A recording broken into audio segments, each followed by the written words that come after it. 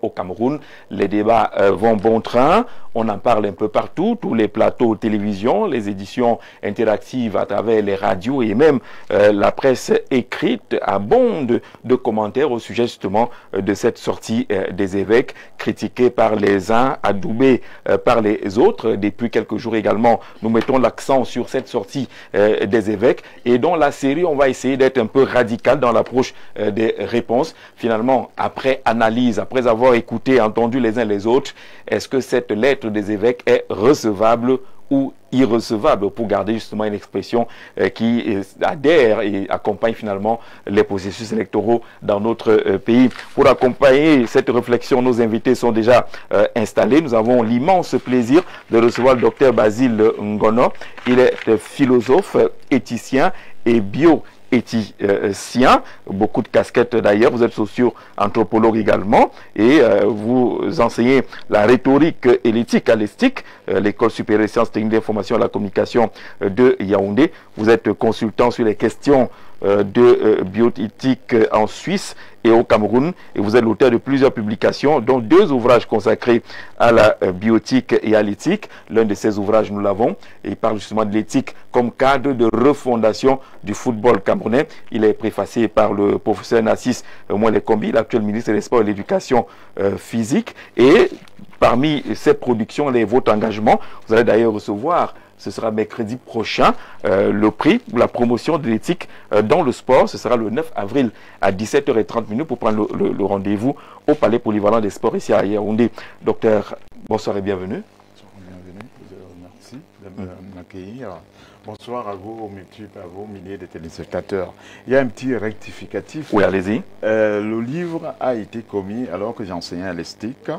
Maintenant, j'enseigne à l'École nationale supérieure de police, à l'École nationale supérieure polytechnique et à l'Institut international des relations des assurances. D'accord. Je garde cependant de très bonnes relations avec l'ESTIC. Avec l'ESTIC. Où je n'y enseigne plus. D'accord, d'accord, c'est clair là maintenant. Alors l'éthique comme cadre de refondation du football au Cameroun, les questions d'éthique dans le sport, pourquoi cet intérêt?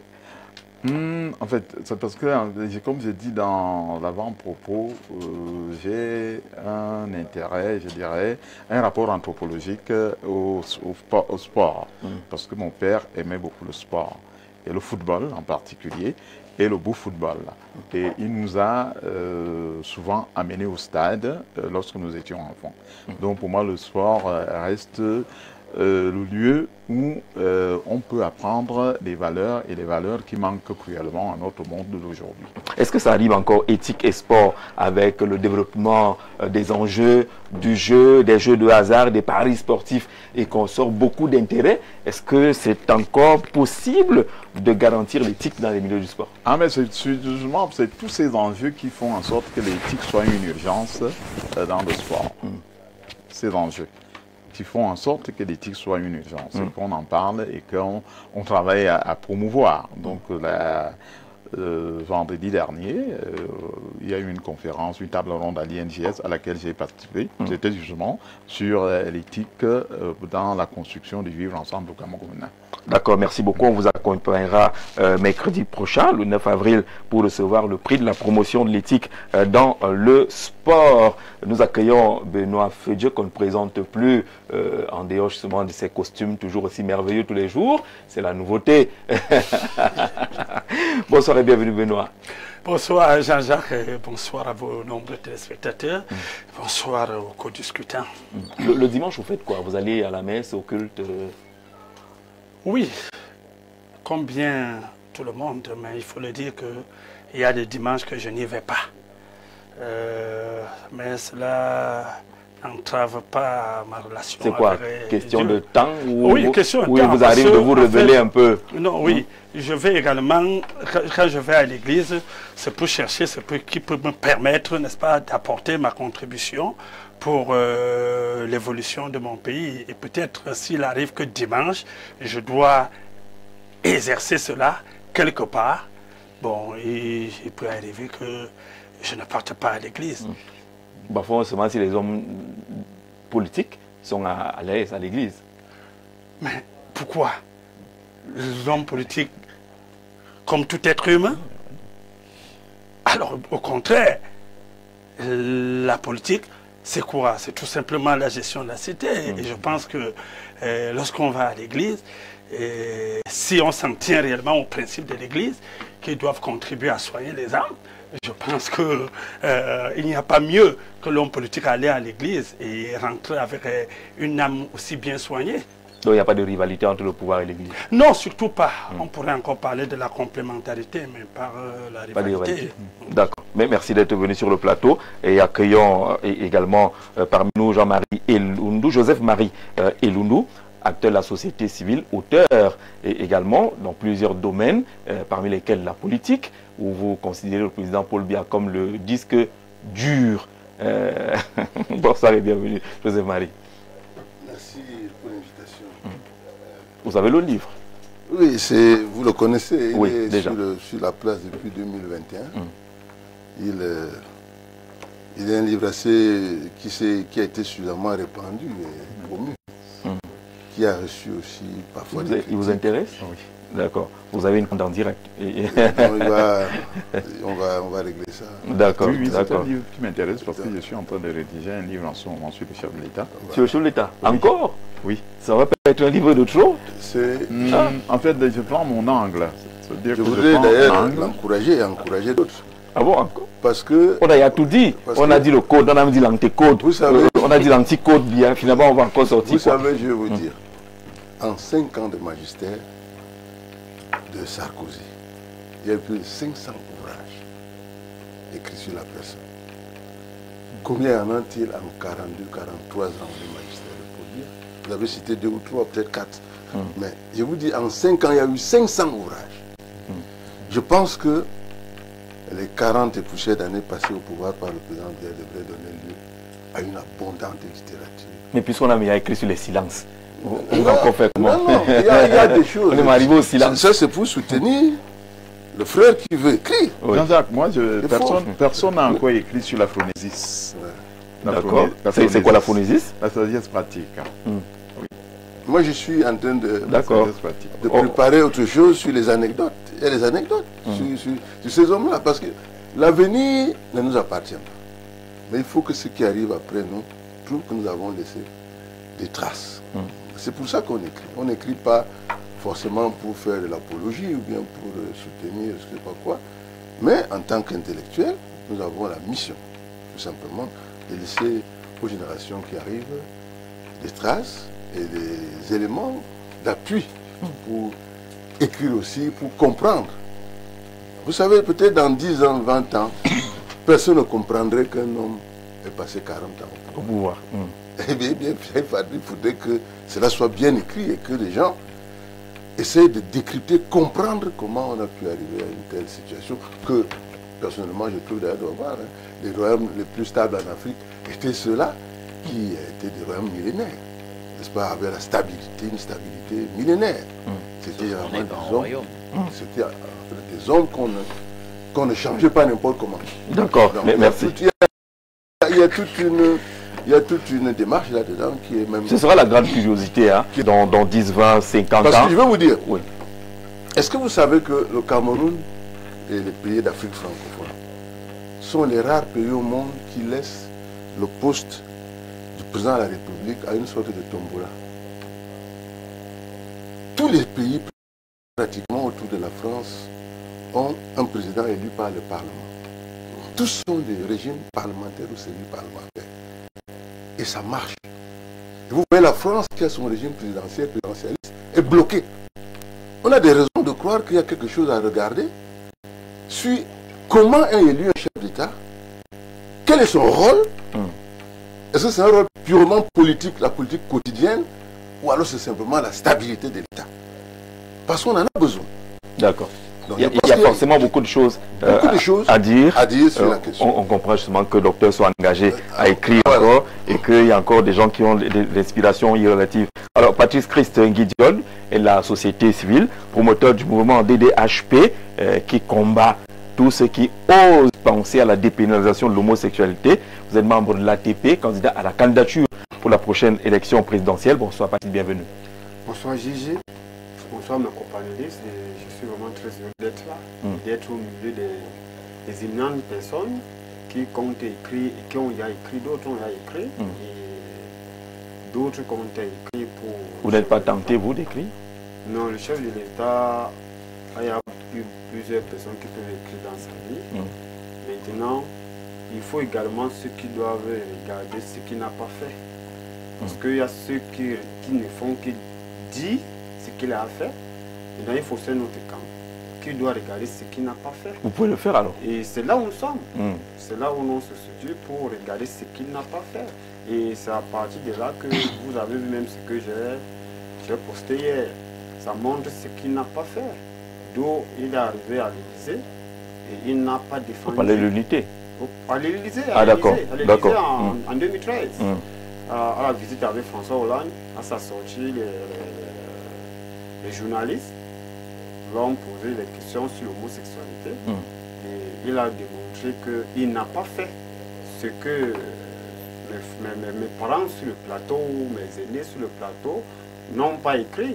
Parce qu'il n'a pas défendu le Cameroun, il n'a pas montré... Est-ce que vous avez besoin d'une défense particulière alors que vous avez les textes qui ont déjà réglé cette affaire-là? Donc préparez votre livre, dites qu'il n'a pas défendu l'homosexualité, il y aura la critique littéraire qui va s'imposer, c'est votre choix. On parle d'écriture. C'est un pan d'écriture, on comprend. Non, on ne demande pas... Je vais citer pour dire, je salue également les hommes de l'ombre qui sont toujours au fond moulin pour que nous puissions un peu être de l'autre côté et ceux qui nous écoutent de l'autre, qui nous voient un peu de l'autre côté.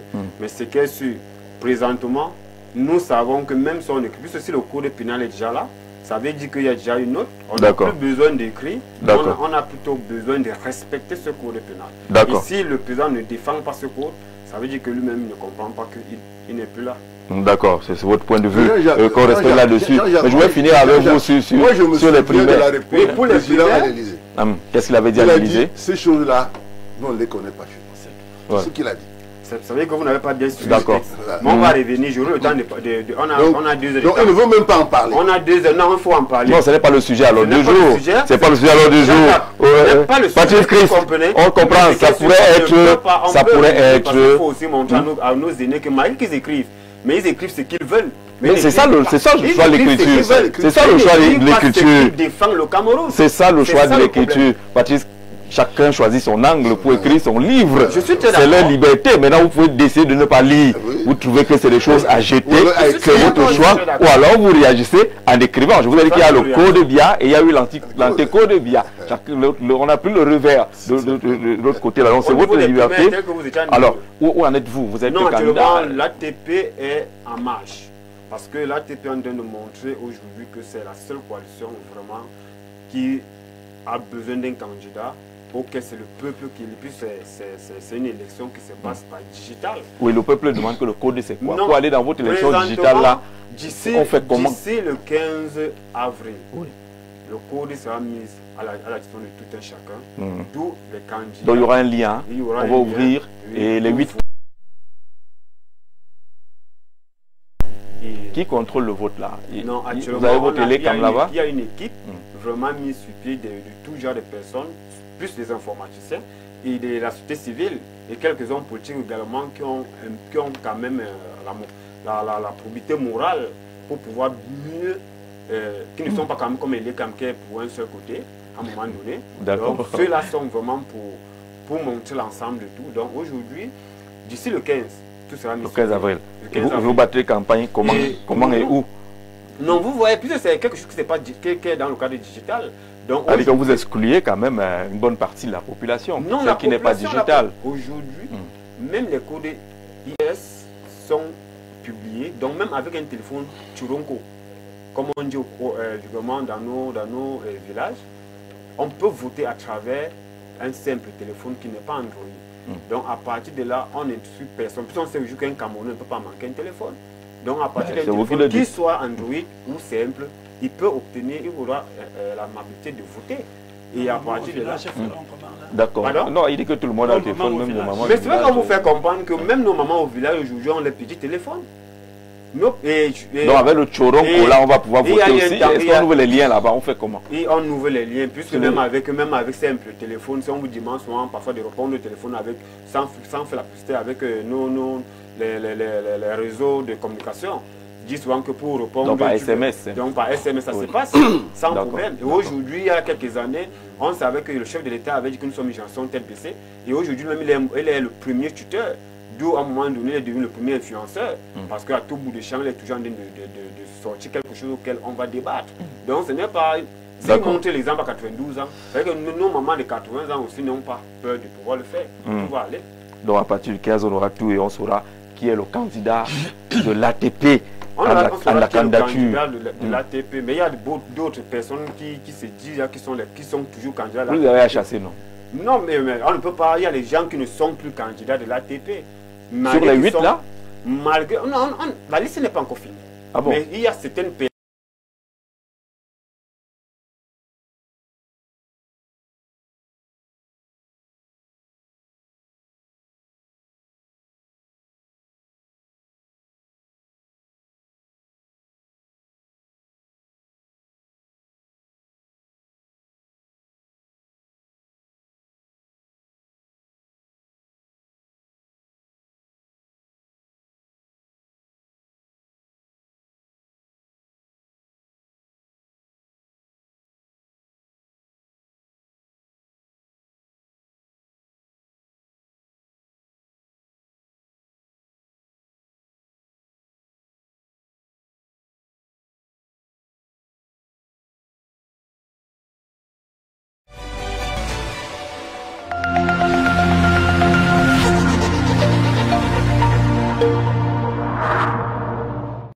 Vous aimez quand c'est chaud et généreux? Dis-moi tout. Canal+ met du piment dans votre télé.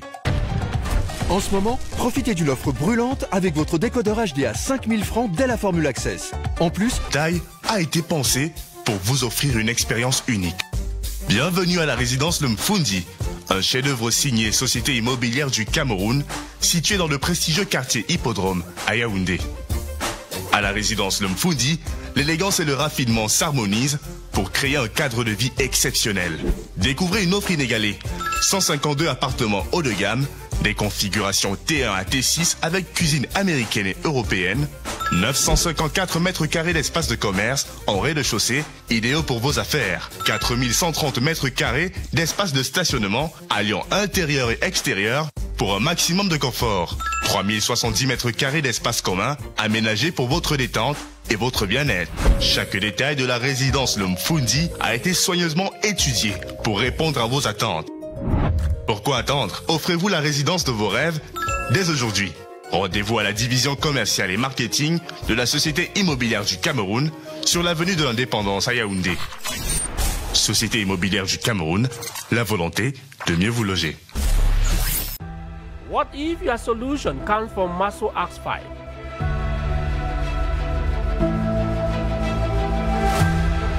By God's grace, I was a beneficiary of the 1 million package. I won 750,000. I used the money, to do many things in my shop. Rush to any Renapro Finance SA agency for your registration and contribution. Grab the opportunity offered by the July 5, 2025 event, which starts from 7 a.m. at the Amadou Ahidjo Stadium in Yaoundé, and be one of the lucky winners. At Maso, we simply live our African values. Et si ta solution venait de Maso Acte 5? J'ai eu 2 millions de francs et puis ça m'a beaucoup relancé. J'avais gagné 500 000. Cette défi que vous voyez, je l'ai gagné à Maso. Livrer les clients en temps réel. La Maso ne manque pas. Je suis convaincu qu'avec la Maso, on passe du rêve à la réalité. Rapproche-toi de nos différentes agences pour souscription et cotisation et saisis cette opportunité le 5 juillet 2025 dès 7h au stade Omnisport à Amadou Ahidjo de Yaoundé. Et tu seras certainement l'heureux bénéficiaire de l'une des offres. À la Maso, vivrons simplement nos valeurs africaines.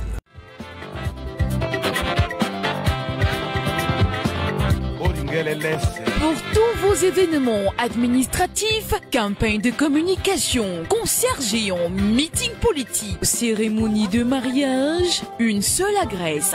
Pro Sound and Light Cameroun. Pro Sound and Light Cameroun met à votre disposition une sonorisation high-tech, piano, console de mixage, ampli, micro HF et ce n'est pas tout. Pro Sound and Light Cameroun, c'est aussi le rendez-vous avec l'écho des haut-parleurs pouvant couvrir des lieux de 500 à 5000 personnes. Briller avec un système de lumière intelligente sur des podiums modulables. Pro Sound and Light Cameroun est situé à Olembe, Dubai City. Contact 654 85 81 03 673 58 07 62. Pro Sound and Light Cameroun, animez vos événements avec le bon matériel.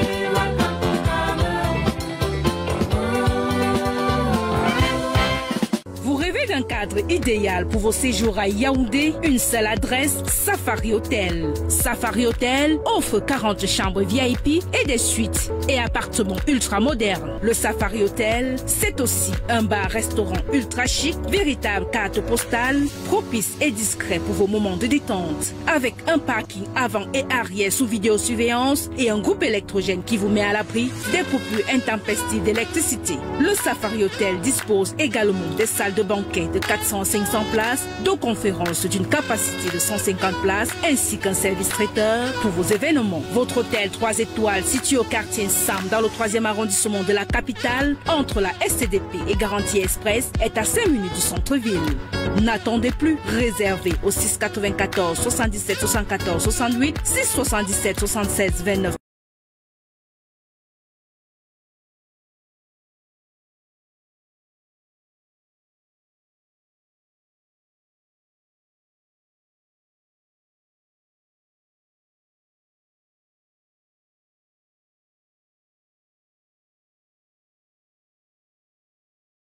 Découvrez cette analyse captivante et laissez-vous inspirer par la richesse de la littérature africaine.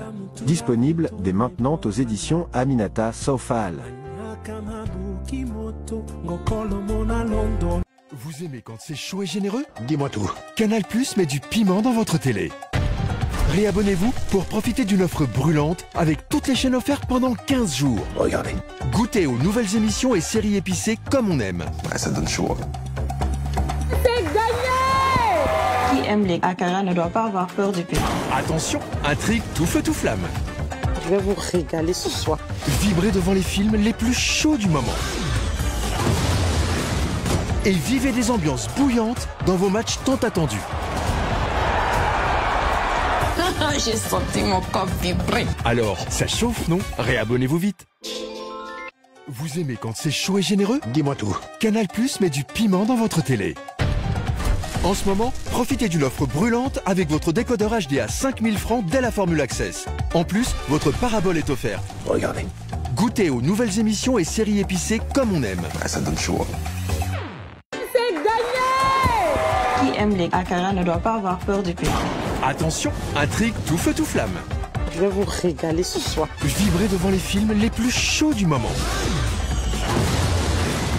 Et vivez des ambiances bouillantes dans vos matchs tant attendus. J'ai senti mon corps vibrer. Alors, ça chauffe, non? Réabonnez-vous vite. Plongez dans l'excellence au cœur de Yaoundé. Imaginez un lieu où le luxe rencontre la modernité et le confort, où chaque détail a été pensé pour vous offrir une expérience unique. Bienvenue à la résidence Le Mfundi, un chef-d'œuvre signé Société Immobilière du Cameroun, situé dans le prestigieux quartier Hippodrome à Yaoundé. À la résidence Le Mfundi, l'élégance et le raffinement s'harmonisent pour créer un cadre de vie exceptionnel. Découvrez une offre inégalée. 152 appartements haut de gamme, des configurations T1 à T6 avec cuisine américaine et européenne, 954 mètres carrés d'espace de commerce en rez-de-chaussée, idéaux pour vos affaires, 4130 mètres carrés d'espace de stationnement alliant intérieur et extérieur pour un maximum de confort, 3070 mètres carrés d'espace commun aménagés pour votre détente et votre bien-être. Chaque détail de la résidence Le Mfundi a été soigneusement étudié pour répondre à vos attentes. Pourquoi attendre? Offrez-vous la résidence de vos rêves dès aujourd'hui. Rendez-vous à la division commerciale et marketing de la Société Immobilière du Cameroun sur l'avenue de l'Indépendance à Yaoundé. société immobilière du Cameroun, la volonté de mieux vous loger. What if your solution comes from Maso X5?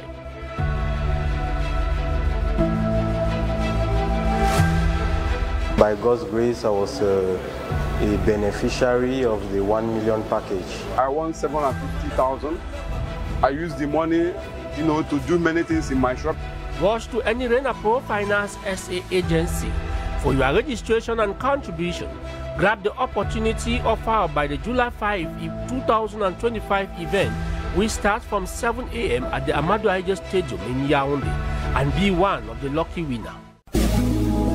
At Maso, we simply live our African values.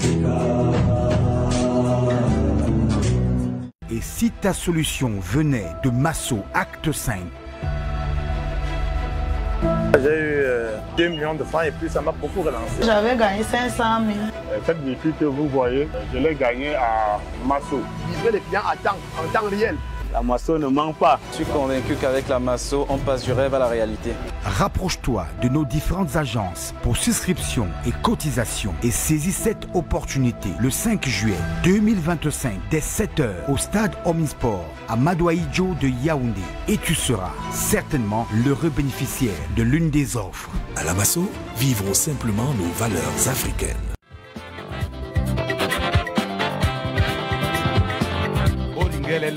Pour tous vos événements administratifs, campagnes de communication, concerts géants, meetings politiques, cérémonies de mariage, une seule adresse. ProSound and Light Cameroun. ProSound and Light Cameroun met à votre disposition une sonorisation high-tech, piano, console de mixage, ampli, micro HF et ce n'est pas tout. ProSound and Light Cameroun, c'est aussi le rendez-vous avec l'écho des haut-parleurs pouvant couvrir des lieux de 500 à 5000 personnes.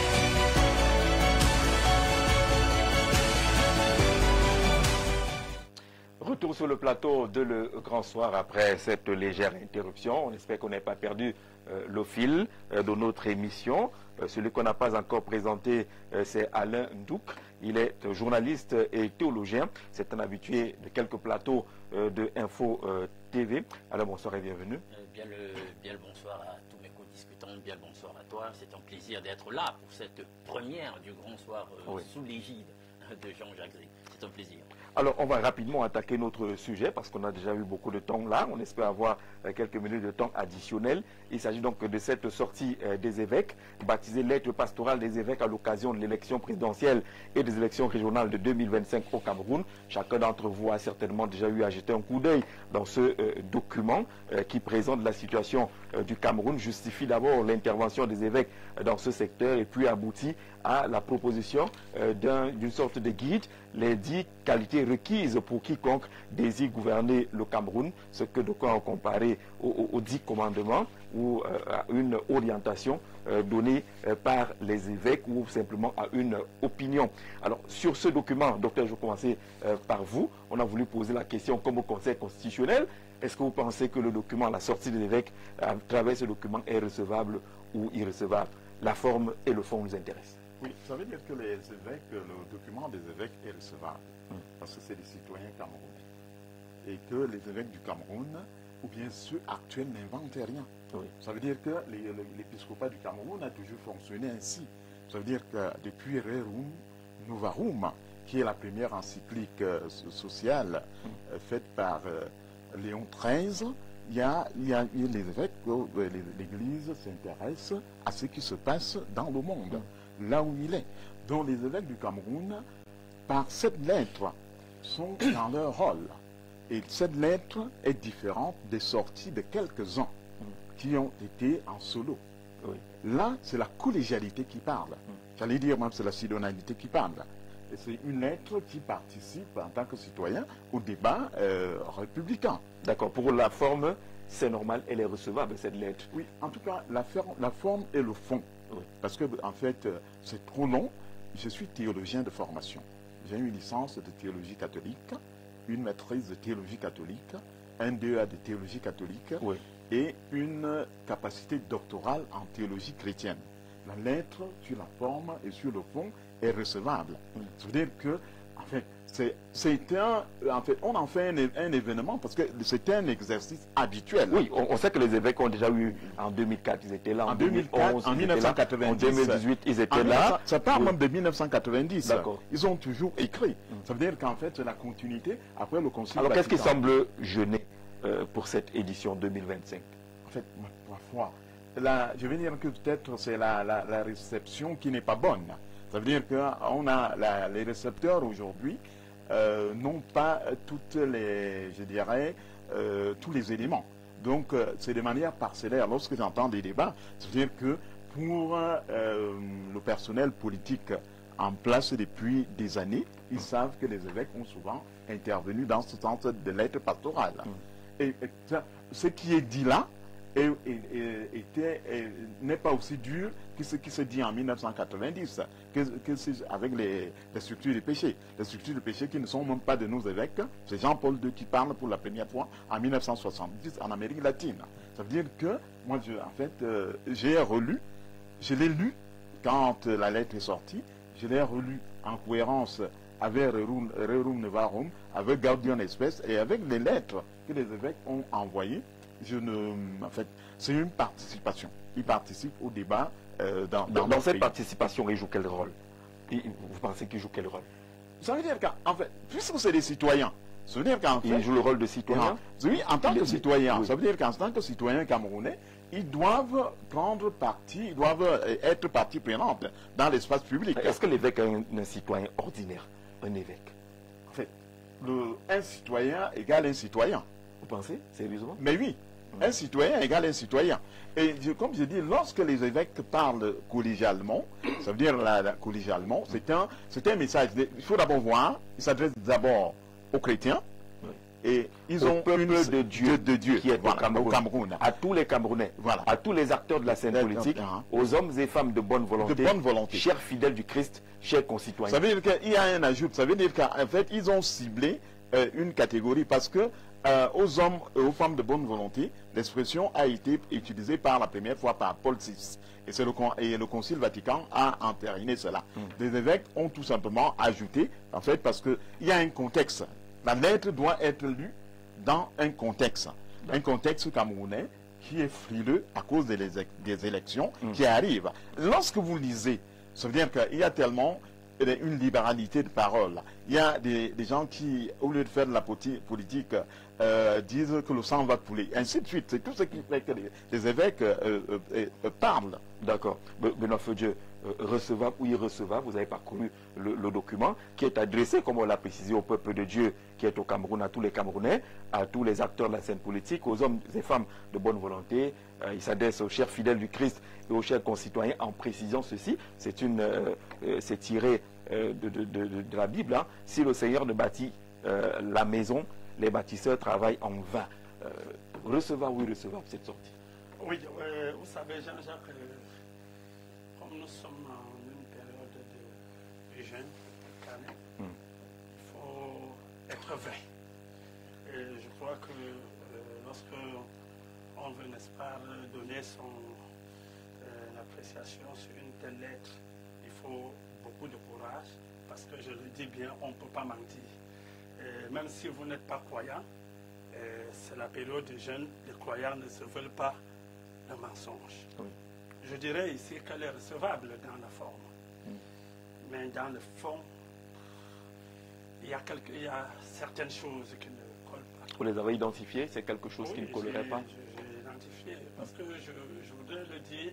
Pourquoi j'ai identifié ça? Parce que quand je parle de l'église locale, j'entends là une partie, pour ne pas dire une déconcentration de l'église mondiale, qui est le Vatican, qui est le pape.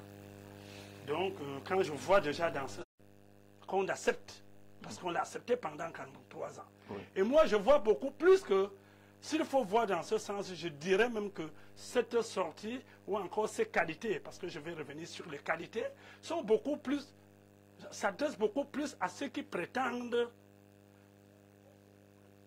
enlever Paul Biya et prendre sa place. Ça veut dire des prochains candidats. Alors, quand je fais d'abord, je sors d'abord cette nuance oui, parce oui, que chacun de nos commentaires, on a tendance à dire que nous nous offusquons du fait que les qualités sont en train d'exclure notre candidat. Non, et je dirais même que les qualités n'excluent personne.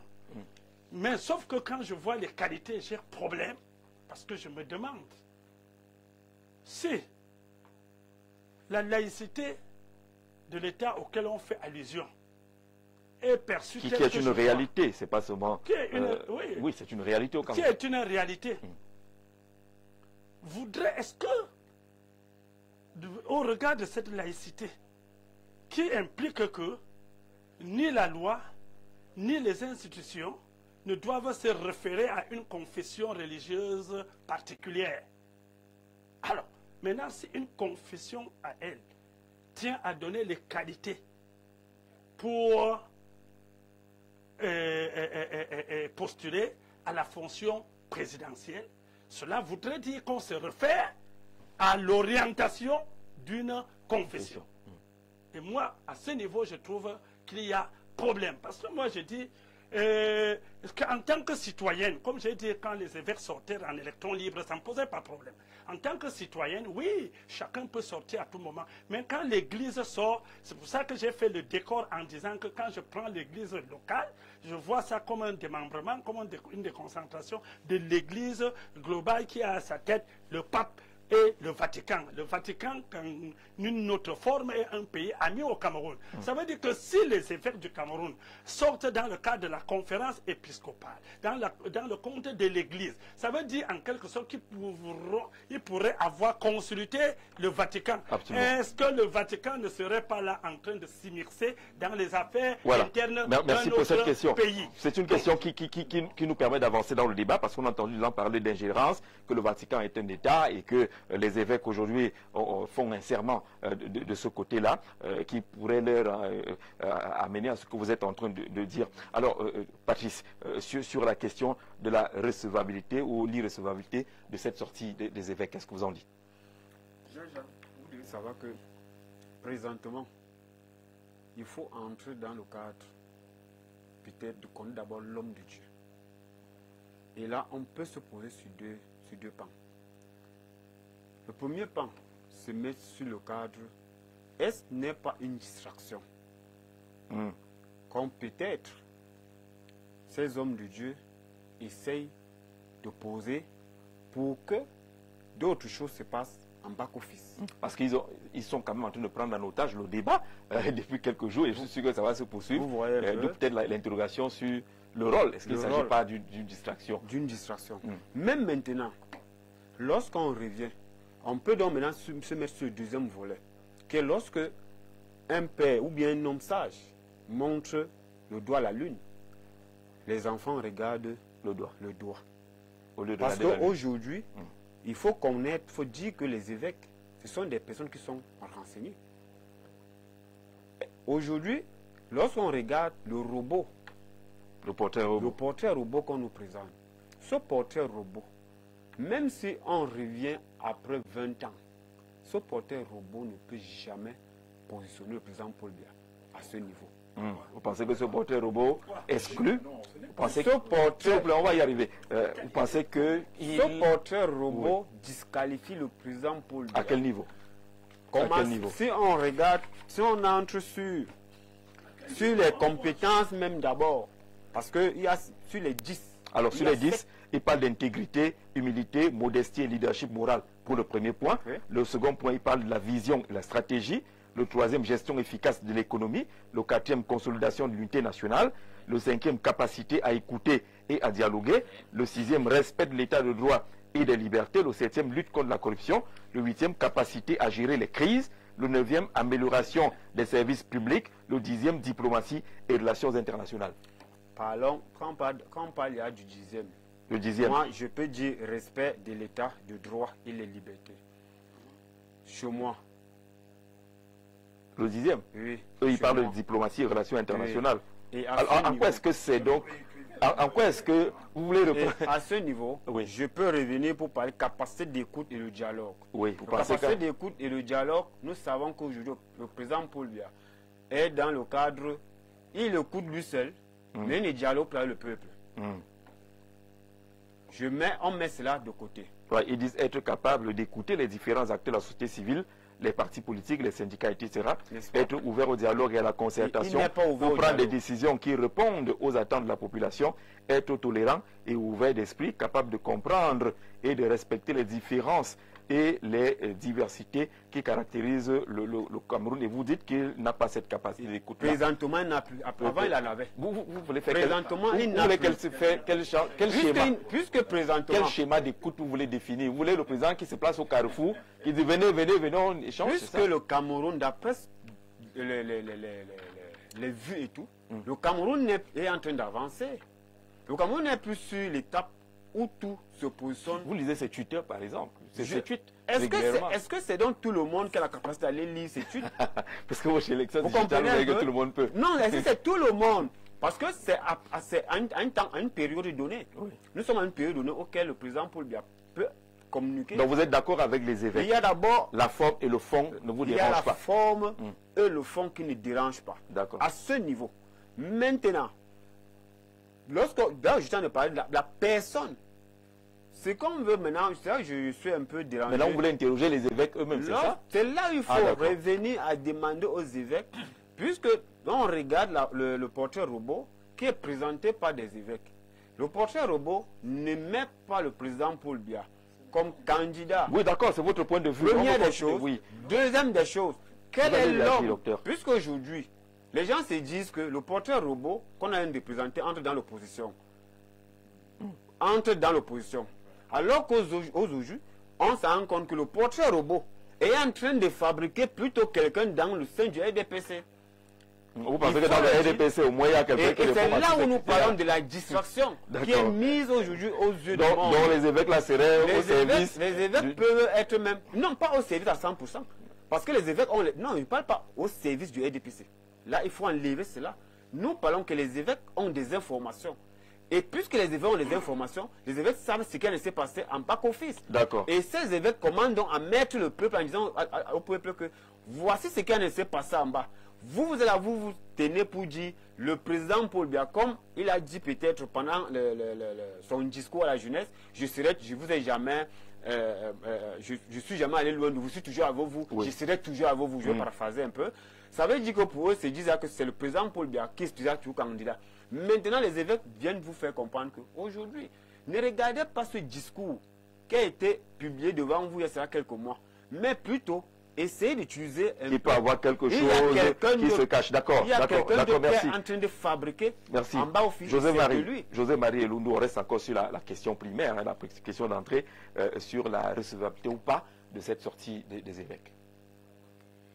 Manifestement, si la sortie des évêques fait débat, vous avez dit que l'opinion est un peu prise en otage, ça veut dire qu'il y a quelque chose qui n'est pas tout à fait tranquille. C'est-à-dire que ça dérange ou ça ne dérange pas. Donc c'est sûrement un cheveu dans la soupe. C'est peut-être qu'on n'a pas attendu ça, peut-être qu'on ne souhaitait pas ça.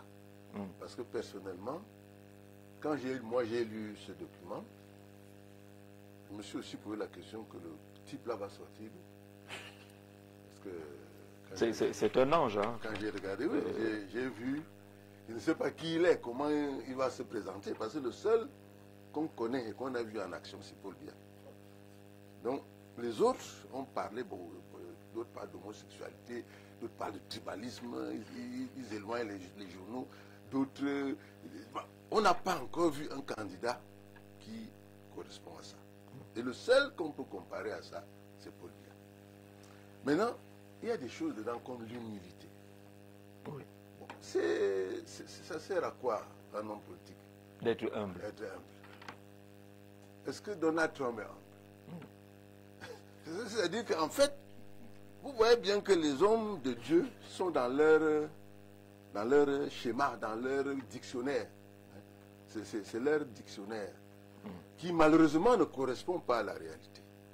Intégrité, humilité, modestie et leadership moral. Oui, en fait, tout ça, qui est intègre? Qui parmi les gens qui sont là L'intégrité, c'est quoi? quoi? Quelle est l'unité de mesure? Voilà. L'intégrité, là, on mesure ça comment? Est-ce que... Peut-être qu'il faut faire une enquête de moralité avant. Je prends des noms. Oui. Le président Paul Biya, est-il intègre? Vous ne pouvez pas me répondre. Non. Maurice Kamto, est-il intègre?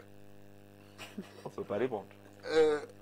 Cabral Libye, intègre? Vous voyez, il se dit tellement de choses sur ces personnes qu'il est difficile pour nous aujourd'hui vraiment, je veux dire, de prendre en compte... Et c'est le premier des critères, c'est la première des qualités des évêques. Numéro 1, intégrité, humilité, modestie et leadership moral. Ils expliquent qu'il faut faire preuve d'intégrité, d'honnêteté et de transparence dans les actions et décisions, ainsi que dans sa conduite. Donner l'exemple en matière d'éthique et de responsabilité. Ça correspond à la construction d'un programme politique.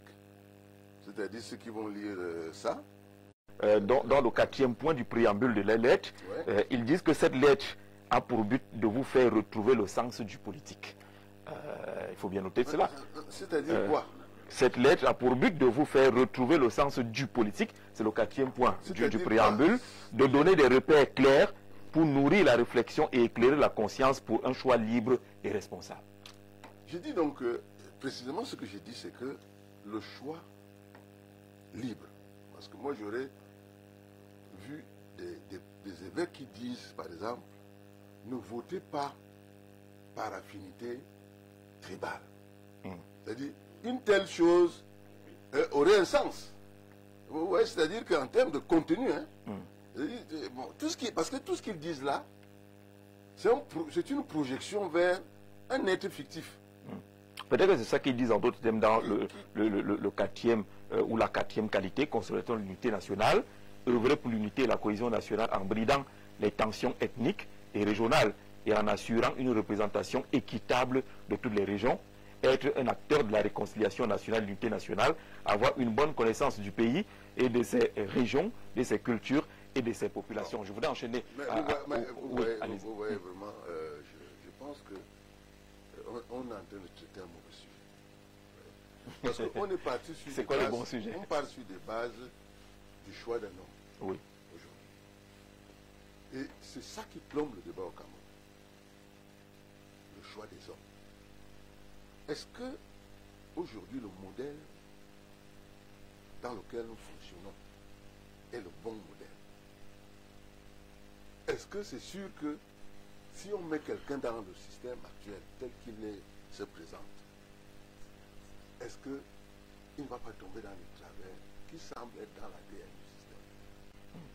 J'ai bien peur qu'effectivement, parce que moi c'est ça ma réflexion sur la question de l'élection aujourd'hui au Cameroun. Et c'est pour cela que je parle, au lieu de parler des alternances, des transitions, etc., je parle de la transformation sociopolitique. C'est-à-dire qu'il faut, après 65 ans, s'interroger sur le modèle politique. Tout à l'heure, j'en parlais un peu. Continuons avec un modèle présidentiel ou allons-nous vers des modèles parlementaires ou semi-parlementaires? L'économie, la politique en elle-même, il faut la revoir parce qu'elle n'a posé que des problèmes au Cameroun depuis le Oumia Ruben.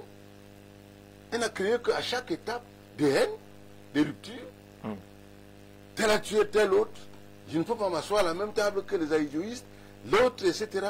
Est-ce que la politique telle qu'elle est conçue et telle qu'elle fonctionne peut encore porter le Cameroun vers des lendemains qui changent? Merci pour cette proposition d'orientation. Mais restons dans la sortie des évêques comme elle est et comme elle nous a été présentée et interrogée à Lundouk justement sur la question d'entrée, jugée recevable ou pas du tout recevable. Je te rassure déjà que tu as choisi un bon sujet. Il est tout à fait recevable. D'accord, merci. Je comprends à certaines interventions pourquoi on a un pays qui est totalement à genoux où les hommes tremblent. Parce que les hommes ne savent plus se fixer des standards élevés. Voilà où en est le Cameroun aujourd'hui. On ne se fixe plus des standards moraux, éthiques élevés. Alors quand on entend des trucs du genre par rapport à cette communication de la conférence épiscopale, des trucs du genre, quel homme pourra être à l'image vraiment de tout ce qu'ils ont décrit là? Oui, c'est à l'image des ténèbres moraux dans lesquels nous sommes dans le pays. C'est-à-dire qu'on n'arrive plus à exalter la vertu. Parce que ce qu'ils décrivent dans leurs lettres, c'est un homme transcendantal. C'est les valeurs. Qui va sortir d'où? On dit habituellement, visez le ciel. Et si vous n'arrivez pas à atteindre le ciel, vous n'en serez pas éloigné, monsieur. Et c'est ça le véritable problème de ce pays, parce que vous êtes déjà des Camerounais qui sont là toujours en train de vouloir faire dans la roubladise et je sais pas moi, des espèces de tours de passe-passe sur le plan sur le plan moral et des valeurs éthiques. Et voilà où nous en sommes. Alors, tu vas m'excuser. La leçon des valeurs éthiques et morales vient d'où? Justement, parce que dans le premier point, il parle de leadership. Oui, leadership moral. Moral et spirituel. Oui. Et ils sont dans leur rôle. En invitant celui qui sera le prochain président de la République, ou alors en décrivant le portrait robot de celui qu'on veut bien, d'après eux, avoir pour président de la République. Il brille par l'intégrité, un tout petit peu l'humilité, la modestie et le leadership moral. Le leadership moral et spirituel. Vous ne pouvez pas continuer à gouverner ce pays avec les standards moraux qu'on voit et qui ont pignon sur rue actuellement. Je pense que même le président Biya, au début de son magistère, disait bien qu'il le met sous l'égide de la rigueur et de la moralité. Est-ce que ça a été le cas jusqu'ici? Est-ce que ça a été le cas? On a un pays totalement vendu à des réalités glauques, corrompues, dans l'exacerbation. Moi, je ne vais pas revenir dessus. Je veux qu'on parle de... Parce que les gens parlent beaucoup de la conférence épiscopale, du système catholique. Ils ne savent même pas de quoi ils parlent. Je dois vous l'avouer. Alors, à la fin du 5e siècle, la Rome impériale est sur le déclin. Rome va, comme on dit, se démanteler en tant qu'empire. Et vous allez remarquer qu'au niveau de Rome, la capitale de l'empire, c'est justement l'évêque de Rome qui va prendre politiquement le relais. Après les empereurs. Les gens ne savent pas qu'en réalité, sur le plan historique, la Rome papale a toujours eu des prétentions à assurer tant le pouvoir séculier que le pouvoir religieux et spirituel. Il faut déjà que les Camerounais le comprennent. Alors, expliquez ça clairement aux Camerounais. Oui. Nous sommes au Cameroun, on prépare une élection. Qu'est-ce que ça veut dire? Qu'est-ce que ça veut dire que Rome, tel que vous l'avez dit, on n'a pas encore de candidat jusqu'à présent. Oui. Qu'est-ce que ça veut dire? Ça veut dire que Rome, tel que vous le voyez... Rome, c'est qui? Rome, c'est le Vatican. D'accord, dites le Vatican, parce que quand on dit Rome, d'accord. Je crois encore que votre conférence épiscopale, c'est une entité qui dépend du Saint-Siège. Dites le Vatican, pour qu'on le Saint-Siège, je dis historiquement, factuellement, diplomatiquement, d'accord, est une entité politique. Arrêtez de vous mettre des œillères. Alors, si c'est une entité politique, pourquoi vous ne refusez pas que les gens parlent d'ingérence finalement dans nos affaires? Justement, parce que historiquement, vous savez que beaucoup de rois ont reçu des sacres de la part de Rome. Historiquement, on le sait. Hein, et que pour que certaines royautés soient validées, il fallait justement que le pape, la papauté vous adoube. Mais des gens, finalement... Mais est-ce que ça prend donc en compte la volonté du peuple? Ce système d'adoubement. On est à la télé, il y a une mission pédagogique. Il faut que les gens comprennent, ne leur donnons pas des demi-vérités. Donc, historiquement, les gens se sont sentis mal à l'aise avec cette façon, cette ingérence, quoi, si vous voulez qu'on l'appelle comme ça. Au point où on a donc voulu un tout petit peu enrégimenter ou alors recadrer un tout petit peu l'influence de cette entité au travers de ce qu'on a appelé la laïcité, qui s'entend ici comme une séparation claire entre le pouvoir de l'Église, d'accord, et la politique, est exceptionnellement, exclusivement, seulement un rôle spirituel et moral, et qui laisse les affaires séculières. Et on a à quelle étape maintenant? Voilà. Du retour? À une étape où... Du retour d'église encore. Jean-Jacques, je vais te citer un exemple. Va sur le site du Council on Foreign Relations. Si tu connais ce que cette entité, vous autres, vous connaissez ce que cette entité représente dans la politique mondialiste, globale. Hein, son rapport à façonner l'avenir politique du monde. Vous allez remarquer qu'il y a toute une série d'articles consacrés à la papauté sur leur site internet. D'accord? Et vous allez vous rendre compte quelles sont les terminologies pour parler de la papauté, du Vatican, du Saint-Siège. On vous dit que c'est l'entité qui a le pouvoir et les attributions sur le plan politique de façonner le futur du monde. Je ne sais pas si on enseigne ça Qui se donne le pouvoir. Non, je sais pas si on en sait ça au Ghana, là qu'on on est à soi, etc. Est-ce qu'on en sait ça aux grandes sciences politiques? L'action des évêques s'inscrit donc clairement dans quoi? Allons-y. Elle s'inscrit à la fois politiquement et religieusement. Pourquoi je dis qu'elle est recevable? Parce qu'au moins ici, vous savez, le Cameroun se veut laïque. Là, ils n'ont aucune prétention politique. Ce qu'ils font, c'est en réalité un travail, on pourrait dire un travail de consultation. C'est-à-dire que s'ils avaient considéré que vous avez un think tank qui est consulté l'évêque... Mais qui l'a consulté? Qui les a consultés? Non, mais s'il vous plaît, je veux qu'on se comprenne. C'est moi qui utilise des mauvais mots. Non, on veut comprendre vos mots, parce qu'il y a des gens qui nous regardent. Justement. Voilà, quand vous dites qu'elle serait peut-être en consultation, lorsqu'on est en consultation, c'est qu'on a été sollicité pour une consultation, et on rend compte. Est-ce qu'on consulte exclusivement quand on vous a sollicité? J'ai utilisé le mot think tank, mais vous n'avez pas fait attention. J'ai fait attention à consultation. Oui. Alors, les think tank, oui, mais moi aussi, je dis donc que j'ai un langage diversifié. Je dis donc considère. Même là, on consulte le think tank. Voilà. Le think tank ne se trompe pas. Non, le think tank ne se trompe pas. Non. Ne faites pas dans la distraction dans mon temps de parole. Comment est-ce que vous faites? Ne faites pas dans la distraction. Pour publier. Non, j'ai d'une consultation. Jean-Jacques, imagine, vous êtes dans un contexte. Vous savez, Martin Luther King Jr. disait ceci. Si une religion a la prétention de s'occuper exclusivement de la vie et de la destinée, du destin éternel de ses ouailles, d'accord, ils vous promettent, ces religions vous promettent le paradis sans s'intéresser aux enjeux, d'accord, humains du moment, économiques, politiques du moment, qui peuvent permettre d'améliorer les conditions de vie des masses pendant qu'ils sont sur la terre. Il disait que pour lui, ces religions n'ont pas de sens.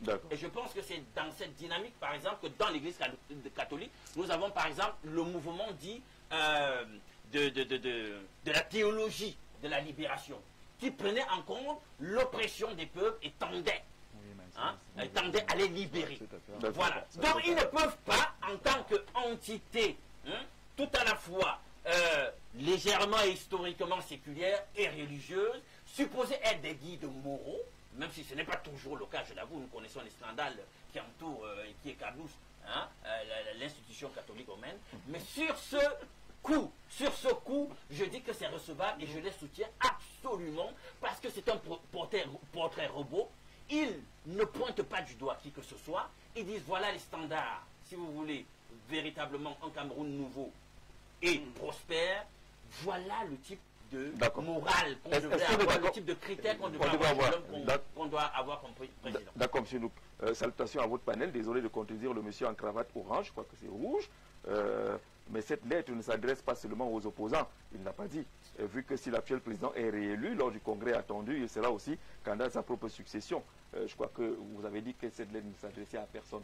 Qu'on ne pense même pas que voilà. Monsieur Zé, cette lettre est recevable et bien plus crédible que les différentes motions de soutien des corporations dont certains membres des différentes composantes ont fini par se désolidariser. Rappelons-nous que le statut d'ambassadeur moraux des évêques n'enlève en rien leur camerounité. Ils sont des confidents immédiats de leurs ouailles, donc bien placés pour construire sur la base de leurs desiderata le prototype du leader qu'il faut. Bravo, M. Ndouk Bertrand, depuis Marois, pour sa contribution. Docteur, vous allez prendre la parole tout à l'heure.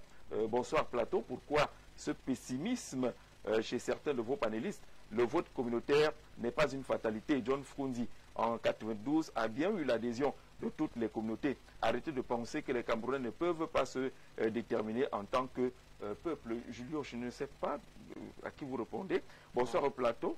Voilà le vote communautaire, mais on disait que comment on va faire? Bonsoir le panel, moi c'est Yves depuis Konsamba. Vraiment ces affaires d'évêques-là ne servent à rien car ils ne sont pas différents du régime en place. Ils se font passer pour les sauveurs du monde, mais c'est eux qui font tout ce qui est mauvais au diocèse de Konsamba. D'accord, c'est vous qui savez ce qui se passe là-bas. Tous ceux qui ont le pouvoir sur les frères de l'évêque, en tout cas c'est trop long. Lui me dit que c'est trop long. Tout ça, c'est un bon film français. On est dans un film, il dit français. Monsieur Lundu, pensez-vous que les évêques sont hors sujet, qu'ils devraient tantôt dire ce que vous avez en tête? Dans ce contexte préélectoral, c'est faire montre de simplicité dans l'analyse. Il ne vous échappe pas que l'Église catholique est l'un des canaux de renseignement les plus crédibles au monde et les véritables questions que vous devriez vous poser sont celles de savoir pourquoi maintenant, pourquoi de cette manière. Pour ma part, je chercherai à comprendre d'abord l'esprit de cette sortie de l'institution catholique romaine avant de me prononcer.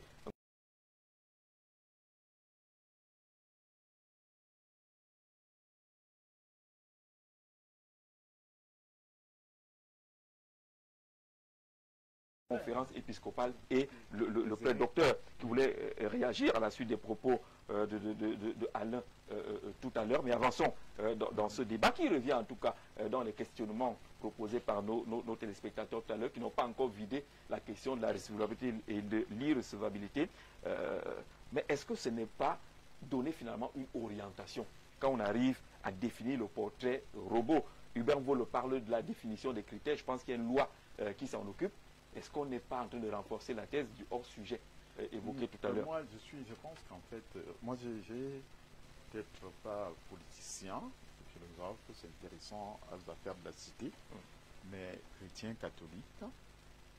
Je n'ai pas, moi en fait, j'ai lu la lettre comme, pour moi, c'est pas, comme j'ai dit, c'est pas un événement. Je traite cette lettre comme une lettre habituelle. Je l'ai dit à l'entame. Vraiment, ça me donne non. Je suis venu à un débat peut-être pour éclairer, mais à titre personnel, c'est une lettre quand j'ai fini de lire, j'ai retrouvé des choses qui existent depuis et je résume cela. Puis parle de la politique comme la plus grande expression de la charité. C'est ce que les évêques ont voulu reprendre. Les évêques ont repris ici la question du bien commun. Parce que les dix qualités requises, c'était un résumé du bien commun. Et naturellement... Qui est pratiquement universel. Oui. C'est universel. Bien sûr, le bien commun. Il est universel, ce n'est pas spécifique au Cameroun. Mais maintenant, je ne prends pas ça comme le portrait robot. Parce qu'en fait, les évêques s'adressent d'abord aux catholiques. Et nous sommes dans un pays où tout le monde n'est pas catholique. Il n'y a pas de vote catholique au Cameroun. D'ailleurs, même dans des pays de vieille chrétienté, ils disent à tous les Camerounais. En fait, je vais dire qu'ici, c'est une innovation. Mais dans les textes, quand on fait les exégèses des textes des évêques et de l'Église, c'est une innovation recevable. En fait, dans un contexte de laïcité, justement. Je vais dire qu'en fait, c'est pour ça que je continue à penser que c'est des évêques camerounais qui vivent au Cameroun, qui connaissent la camerounaise, qui ont donc voulu apporter quelque chose pour, c'est-à-dire mettre quelque chose dans le débat. Mais en fait, je n'ai pas l'impression que ce texte exclut par exemple le président Biya, parce que c'est alors l'article, le point qui semble déranger, même si Benoît dit que ça ne dérange pas, le point qui semble déranger dit dans le 4e, dans les 4e qualités consolidation de l'unité nationale, être capable de sillonner le pays en visitant tout au moins chaque région au moins une fois pendant son mandat. Il a regardé le stade au En fait, même jusque-là, je ne pense pas. Ça veut dire que même jusque-là, je ne pense pas parce qu'on sait que c'est le seul président qui a visité quand même toutes les régions du Cameroun. Dans combien de temps, combien de fois? Alors, je veux dire que ça paraît comme le dit. Comme l'a dit M. Elundu, on n'a pas vu d'autres dans cette posture. Moi, en fait, on fait pas là la futurologie, alors. Non, je veux dire, on n'a pas vu d'autres dans cette posture. Moi, j'ai relu. C'est une critique qui dit que celui qui arrive, en fait, il faut le faire. Peut-être que celui qui est là ne l'a pas fait. Je n'ai pas pris ça, moi, dans ce sens. Je n'ai pas pris ça. C'est une parenthèse que les évêques font. Et les évêques ne sont pas des politiciens. Ils disent des choses. J'aime souvent à dire ça. Impact politique. Non, ça veut dire que c'est un portrait robot idéal. Et comme les uns et les autres ont dit, avec ça, au Cameroun, je vis au Cameroun depuis 2018. Il y en a des gens. Non, je n'ai pas. Il y en a des gens. Dans l'espace, je veux dire, il y en a des gens. Dans l'espace politique actuel, moi j'y vis, je suis avisé. En fait, quand on relève, si on veut se dire, c'est sur ça, c'est sur cette base, encore que ce n'est pas une base. Ça veut dire que c'est un texte de plus, c'est des textes officiels, c'est-à-dire les critères qu'il y a dans la Constitution, les critères qu'il y a dans le code électoral, qui priment. Parce que ça, c'est un son de cloche parmi tant d'autres. Ça veut dire que, dites-vous, si les imams du Cameroun, eux aussi, et si les protestants du Cameroun, les différentes les composantes des protestants, si les églises réveillées sortent là, on ne va pas en finir. C'est pour cette raison qu'il y a, je dirais, des ordres.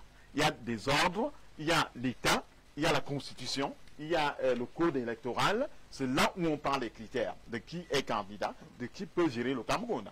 Donc ça, c'est un élément dans le puzzle. Alors, Benoît veut bien nous faire comprendre que le RDPC ne se sent pas gêné et que ça s'adresse à tout le monde. Alors, il y a un téléspectateur qui peut-être va nous permettre d'avancer. Bonsoir, salut au panel. Je trouve que José-Marie Elundu joue un peu au roublard dans le commentaire qu'il fait de la sortie de la conférence épiscopale. Non, pas vous dire merci. Je suis d'accord avec lui, je suis à 100% avec lui. Il n'a encore rien dit. Je suis à 100% d'accord avec lui. Il n'a encore rien dit. Pourquoi? Parce que depuis, Marie a pris la parole.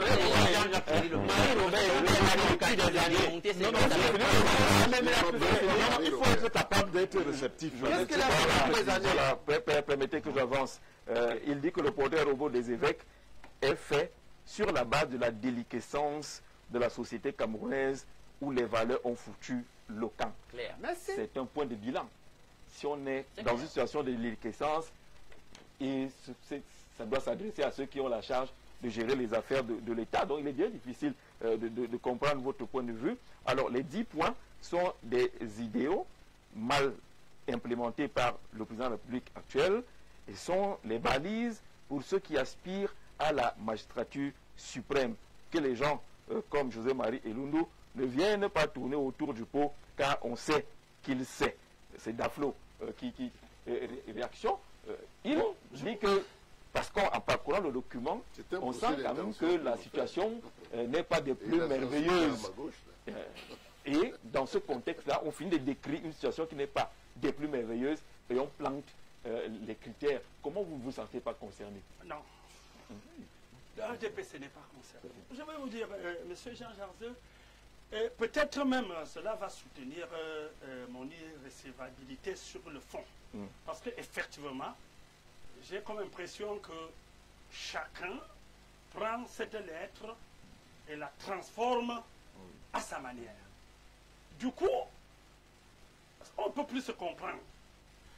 Oui, je vous ai dit d'entrée de jeu ici qu'on a tendance à présenter, n'est-ce pas, cette lettre comme une manière d'aller disqualifier un candidat quelconque, alors que moi je ne vois pas, je ne vois rien dans cela. Mais sauf que je vous ai dit que ça c'est une période où on ne manque pas.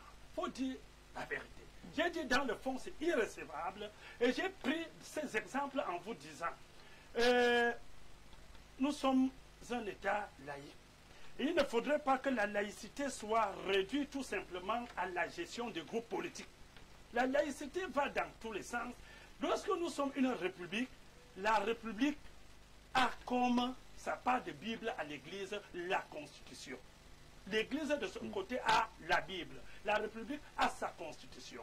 Dans sa Constitution, on décline aisément tous les critères pour arriver à diriger le pays. Ça, à ce niveau-là, ça suffit. Et je me dis, l'Église, dans son rôle de préparation, d'éducation morale, de protection de la foi, de la spiritualité, doit préparer les hommes qui répondent à ces critères qu'ils ont décrits là, à telle enseigne qu'ils n'ont même plus besoin de soumettre ça à la population. Ils préparent ces hommes-là et ces hommes-là iront donc maintenant gérer la cité en répondant, n'est-ce pas, à tous ces critères.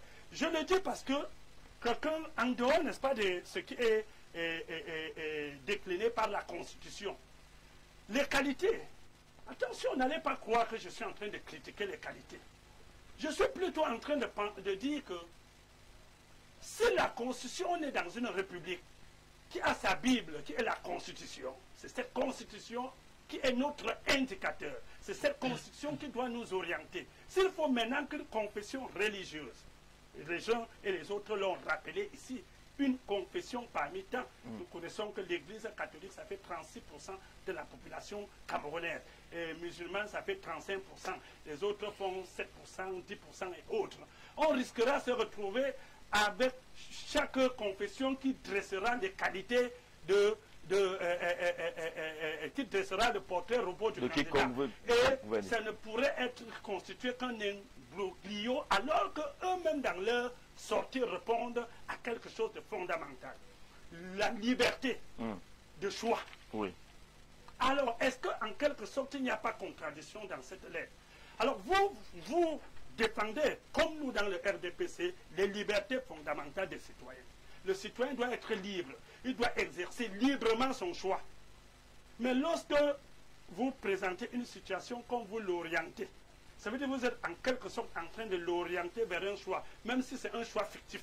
Parce que beaucoup de gens bavardent alors que je suis d'accord avec M. Elundou, qui dit que les qualités qui sont énumérées là, on ne sait pas si c'est un ange, parce que je suis sûr que même les évêques là réunis, si nous demandons de nous présenter une personne qui répond à ces qualités, je ne sais pas avec quel instrument de mesure ils vont mesurer l'intégrité. Ils vont mesurer... je prends même un petit exemple. Donc vous ne pouvez pas en avoir cet exemple s'il vous plaît. Même l'homme qui peut sillonner les 10 régions, vous pouvez le faire, vous êtes sûr? Oui. Alors, d'accord, c'est ce piège-là que je voulais que vous tombiez là. Monsieur Jean-Jean Zé, Monsieur Jean-Jean Zé, nous avons eu un président d'un pays voisin ici en Afrique, très jeune. C'était même peut-être mon petit frère, sinon on avait pratiquement le même âge. Je crois qu'un an ou après 2 ans, il s'est paralysé. Vous comprenez? Il est devenu plus lourd qu'un vieux de 100 ans. Bon, là, c'est un accident. Non, effectivement.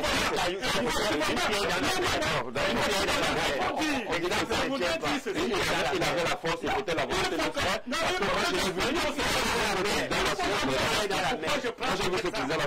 Il faut que j'explique pourquoi je prends cet exemple. Il y a des circonstances qui peuvent... Je suis en train donc de prendre cet exemple pour dire qu'il y a des choses que quelqu'un normal ne peut pas poser comme condition pour qu'on accède à quelque chose. Parce que vous pouvez être physiquement prêt aujourd'hui, vous gagnez l'élection et demain matin, vous n'êtes plus sur vos pieds. Et vous avez déjà perdu toutes ces qualités.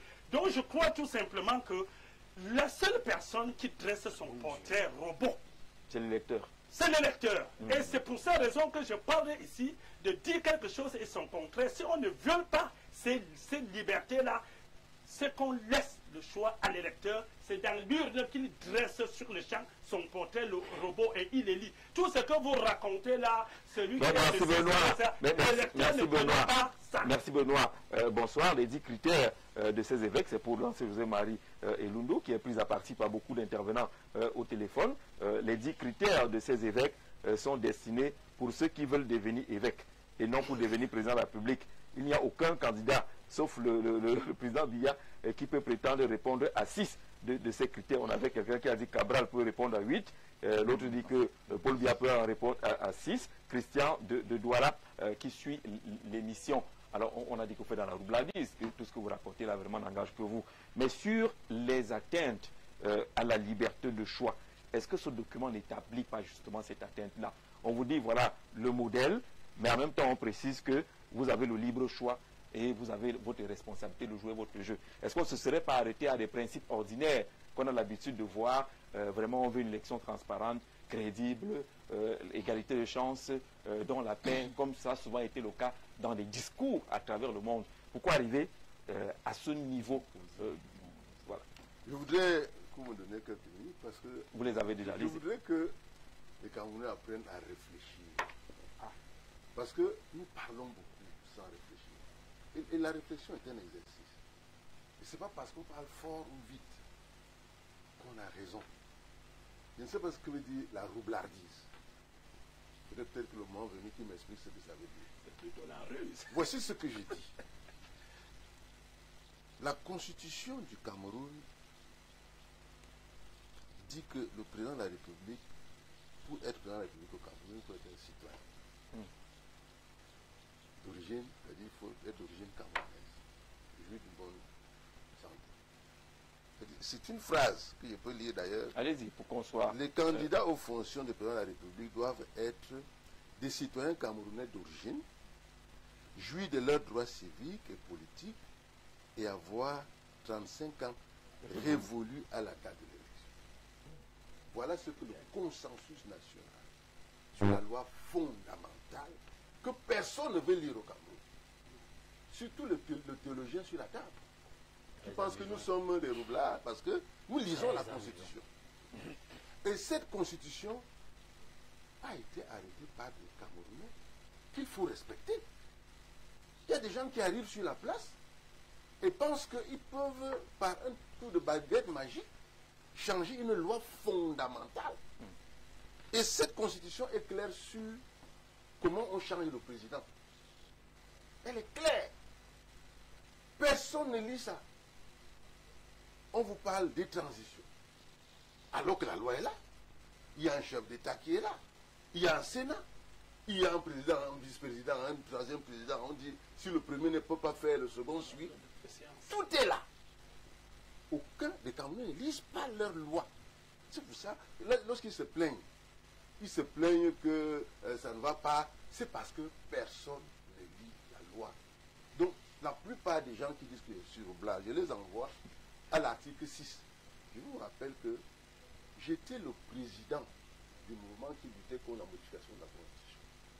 Quand certains intègres d'aujourd'hui étaient dans le parti et au gouvernement de Paul Biya. Moi, j'étais face pour dire non à la modification de la Constitution. Ces gens-là ont fait passer ça. Et aujourd'hui, elle est claire, cette Constitution. On dit, le président de la République peut rester là tant qu'il veut. Hein? C'est écrit. Et qu'un fou peut être élu, parce qu'on n'a pas évoqué les questions de santé, autres là. Donc, je pense qu'il est important d'abord de dire les choses qui sont en rapport avec la loi. Maintenant, je dis que si je rentre dans l'église, parce que beaucoup disent qu'ils ont fait la théologie, ils ont fait 6 mois. Je ne veux rien contre les théologues. Théologiens. Je suis fils de l'église catholique. Mon prêtre, l'homme qui m'a élevé s'appelait Léon Messi. On m'a donné à ce type, j'avais 1 an. Donc c'est un prêtre qui m'a élevé. Et c'est une histoire que j'ai écrite dans mon ouvrage. Donc je connais ce que c'est que l'église catholique dans la pratique. Tu ne jugeras point. Voici 10 jugements. Vous avez compris d'abord. C'est-à-dire que vous voyez que sur le plan philosophique même, je vais prendre la parole. Lorsque quelqu'un est en train de vouloir dire que tel est intègre et l'autre ne l'est pas, de ça, vous êtes là en plein à la place avec des procureurs et des avocats et des juges qui vont vous dire non, monsieur Zé n'est pas intègre, monsieur tel est intègre, et ça, c'est subjectif. Donc ça ne repose pas sur une analyse logique, objective. Et je voudrais que les gens comprennent ça. Que les gens comprennent que ma démarche est une démarche qui est un peu de l'avance sur les fanatismes, sur les passions. J'ai dit qu'à observer le Cameroun depuis des années, je suis à mon 10e ouvrage, je peux vous dire, pour avoir été journaliste d'investigation dans les questions de lutte contre la corruption, que j'ai des dossiers d'un certain nombre de personnes qui sont sur la place, que l'on pourrait considérer comme intègres. Dans cette république, même chez les prêtres, même chez les évêques là. Est-ce que vous savez que ces évêques qui vont lire des messes, alors qu'ils sont du diocèse de Berthois, vont lire les messes à Mona Télé, sont hors la loi? Ils ne sont même pas capables de veiller même à leur propre mouvement, à leur propre géographie, à leur administration interne. Est-ce que vous savez que les évêques, les prêtres, l'église catholique collectent tous les jours l'argent au Cameroun? Et que cet argent est hors taxe. Il n'y a aucun impôt sur leurs revenus. Mais il faudrait que les gens, quand ils veulent parler des autres, de l'intégrité, l'intégrité c'est aussi ça. Vous les avez vus dans quelle voiture ils roulent? Moi je roule dans un Yaris. Ok? Ils sont dans des voitures de 15 chevaux, etc. D'où vient cet argent? De ces gens qui sont dans les milieux non intègres. Donc, le Cameroun est dans cela de particulier que la non-intégration.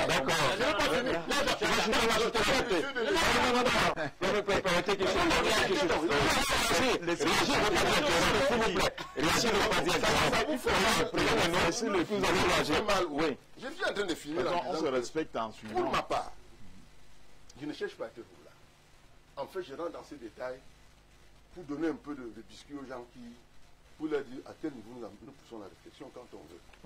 Ce que nous disons, c'est que le simple fait que ça fasse l'objet d'un débat est un problème. C'est-à-dire que ce n'est pas passé inaperçu. Donc c'est un problème. Ce n'est pas unanimement reçu. C'est-à-dire que lorsqu'on aura dit ici recevable, on aura dit là-bas non recevable. Et ce n'est que nous sommes simplement des coups constitutionnels informels. Donc, en fin de compte, je pense qu'il ne faut pas, et je ne sais pas pourquoi est-ce que mon voisin de l'ATP n'est pas allé au bout de sa réflexion quand il a parlé de distraction. Parce que moi je le suivais en espérant qu'il va pousser la réflexion, parce que tout à l'heure la réflexion de monsieur du docteur Ngono vous dit que bon, si nous sommes dans un état laïque, qu'un groupe qui s'appelle les évêques donne des critères, supposons que demain un groupe de musulmans donne des critères, qu'après-demain, un groupe d'autres groupes qui sont là, des mormons, même les animistes, chacun dans ses critères, on va s'en sortir. C'est pour ça que l'accord est sur la loi fondamentale. D'accord. Merci, bonsoir. Il n'y a pas de débat sur la recevabilité, sur la sortie des évêques. Si l'on vous demande de faire un portrait robot de la progéniture que vous aimeriez avoir en tant que géniteur, que diriez-vous? Je ne répondrai pas, parce que vraiment, je ne répondrai pas. Les affaires de Dieu sont comme ça. Maintenant, là, on parle de... On voit le candidat. On dit que l'élection, c'est le rendez-vous entre un homme et le peuple. Je le vois. Donc, c'est Dieu qui décide d'envoyer un homme ou une fille. Dans cette affaire-là, c'est compliqué. Alors, toute la philosophie que nous développons là, c'est juste en incompréhension d'un souhait émis par les évêques. Les évêques ne sont pas les électeurs. Alors arrêtons de manifester la peur sur les plateaux télé. Le débat n'est pas sur le changement du président, mais sur le souhait de la personnalité de la personne du président qui est dynamique. Un président dynamique, c'est ce que vous recherchez. C'est tout. Est-ce qu'on peut réagir? Mais non, pas réagir. On va continuer le débat. Bon, mais puisque vous voulez réagir, commencez par réagir. Sur quel point? Sur le point selon lequel, s'il te plaît. Sur le point selon lequel quelqu'un dit ces paroles des évêques, c'est 10 jugements. Et il faisait comprendre que la Bible dit de ne pas juger. Moi, je dis que la Bible dit de juger. Et je vais lui donner le passage dans l'épître de Paul aux Corinthiens, chapitre 6. Si vous n'êtes pas à même de juger les affaires des hommes, alors que vous êtes appelé à juger les anges. La parole de Pierre n'est pas au-dessus de celle de Jésus. Voilà. C'est la parole de Dieu. La parole de Pierre n'est pas au-dessus de celle de Jésus. Jésus dit... Et vous m'interrompez maintenant. C'est la parole de Dieu. Non, c'est la parole de Dieu. La Bible, c'est la parole de Dieu. En tout cas, pour ceux qui sont biblistes.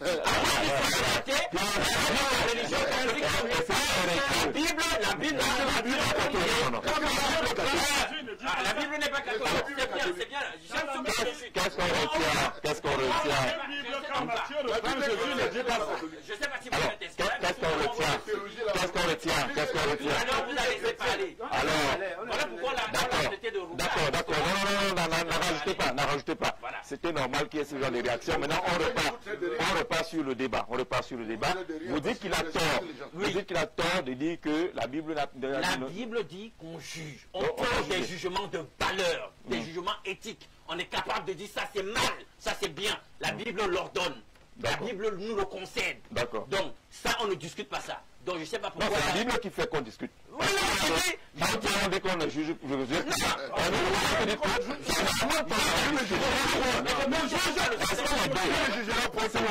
Est-ce que les deux aspects n'apparaissent pas dans cette Bible-là? Le jugement dont il est question, qu'on proscrit dans la Bible, c'est le jugement eschatologique. Tu n'es pas en droit de dire que tel sera damné ou pas. Même si sur le moment, à l'instant I, il fait quelque chose qui est répréhensible sur le plan moral. La vie éternelle, eschatologiquement à laquelle nous aspirons, ça c'est Dieu qui est le souverain, qui décide de qui fait grave. Et quand on dit l'eschatologie, à ma grand-mère, ça c'est fini. Maintenant, je ne sais pas pourquoi on a une mauvaise intelligence, une mauvaise interprétation de ces 10 paroles. Moi, je donc, pour l'interprétation, ne considérons pas, c'est pas ça la question du jugement. Dites que vous n'êtes pas d'accord avec les gens. Je ne suis pas d'accord. Pourquoi? On a passé le temps, forcément, à mettre en contradiction la constitution du Cameroun avec ces 10 paroles. Or, ce n'est pas vrai et ce n'est pas l'enjeu.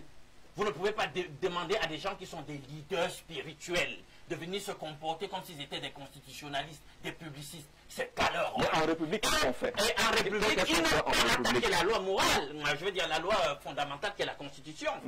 Où est-ce qu'ils ont dit que... Ils s'inscrivent donc où? Non, eux, ils sont dans la morale et le spirituel.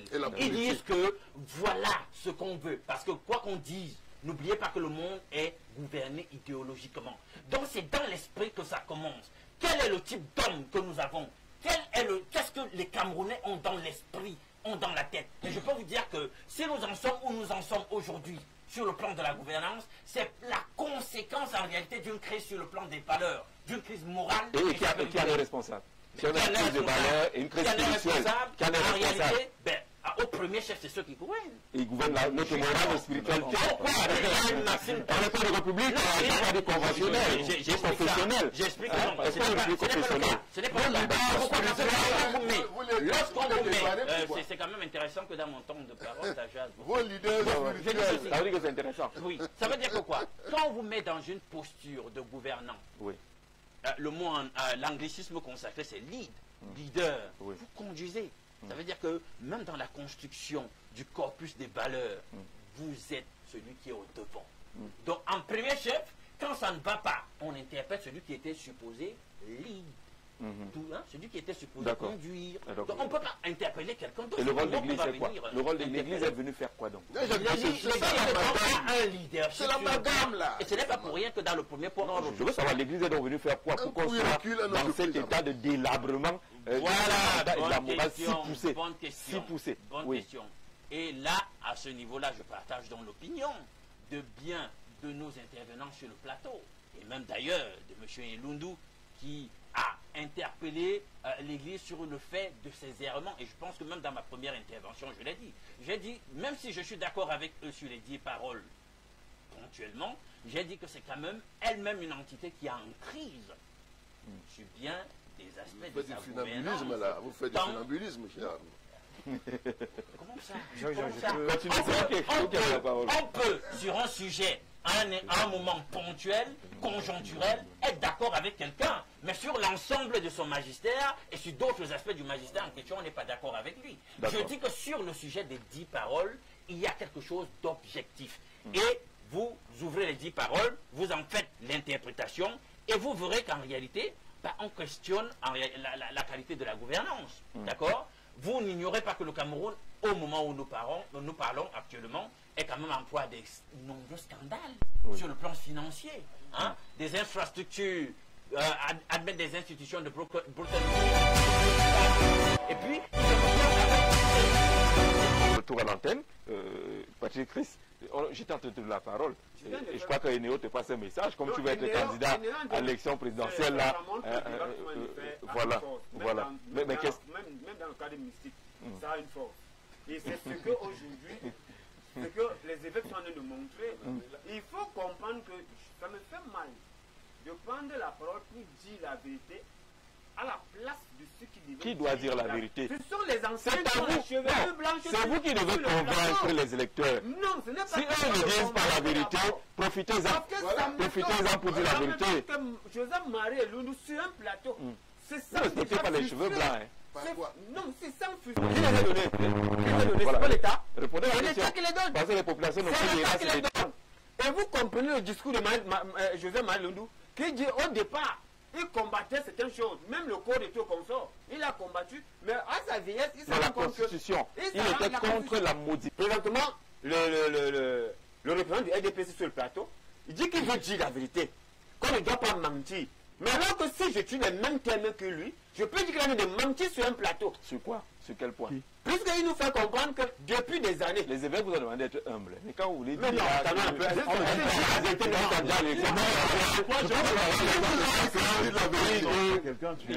Comment vous savez? Je veux dire qu'il se trompe. Mais il ne veut pas dire qu'il se trompe. Il veut dire qu'il se trompe, il ne va pas comprendre. Je dis qu'il les mêmes termes qu'il utilise, je l'utilise également. Sur quel point donc? On ne doit pas mentir. C'est pas vrai. On ne peut pas comprendre que depuis des années, ils sont là, ils voient les mêmes choses en train de passer. Et ils nous font comprendre que tout ce qui a laissé passer est bien. Vous comprenez? Je peux encore revenir. Attendons, sur les évêques, qui vous a dit que les évêques ne peuvent pas donner leur point de vue? On est d'accord.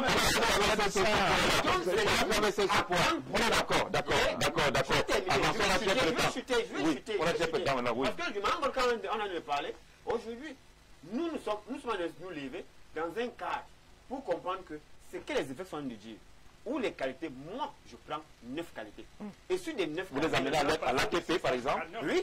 Ça va compter dans la désignation du candidat de l'ATP? Ça donne bien la décision du candidat de l'ATP. Pourquoi?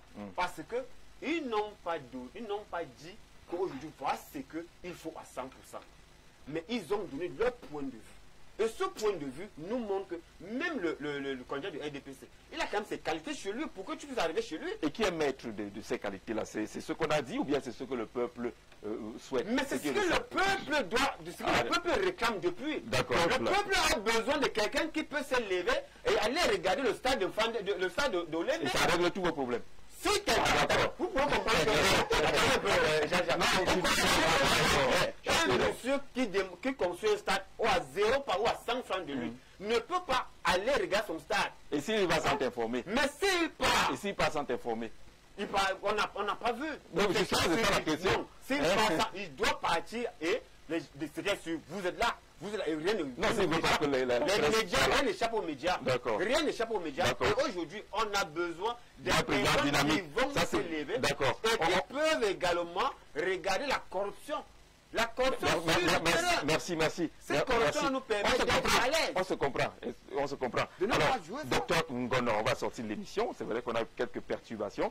Je ne sais pas si on aura 2 ou 3 minutes de temps additionnel pour essayer de rattraper tout cela. Mais la montée, je veux dire que le discours des évêques, pourquoi il est différent dans d'autres États? Là où on n'est pas arrivé à ce niveau de description des candidats.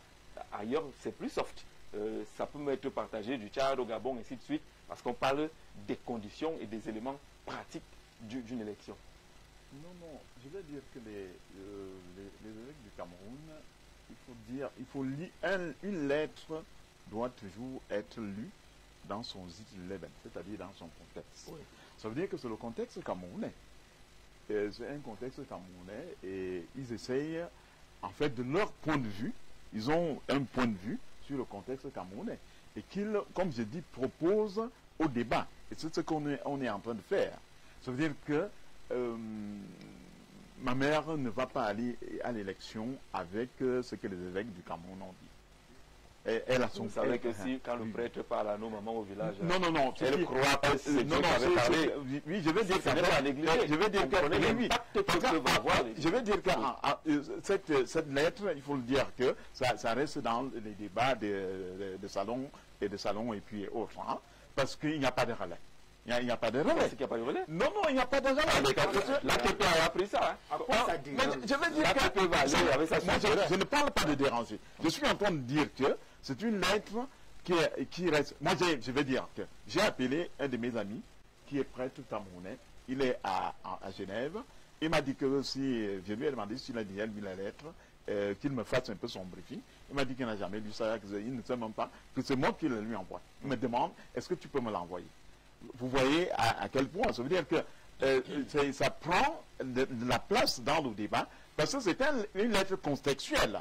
Ça veut dire une lettre qui arrive à un moment où nous sommes à la pause des élections. C'est pour ça que ça fait ce buzz. Parce que si c'était arrivé après les élections, ou je ne sais pas, l'année dernière... Depuis 2018, par exemple, j'ai entendu les gens dire que si les évêques voulaient que les choses avancent, pourquoi est-ce qu'ils ne sont pas entrés dans ce combat, entre guillemets, depuis 2018 et couvrir les 7 ans que nous débarquons en 2018? Parce que c'est ce que tu es en train de dire. C'est ce que tu es du moins en dire.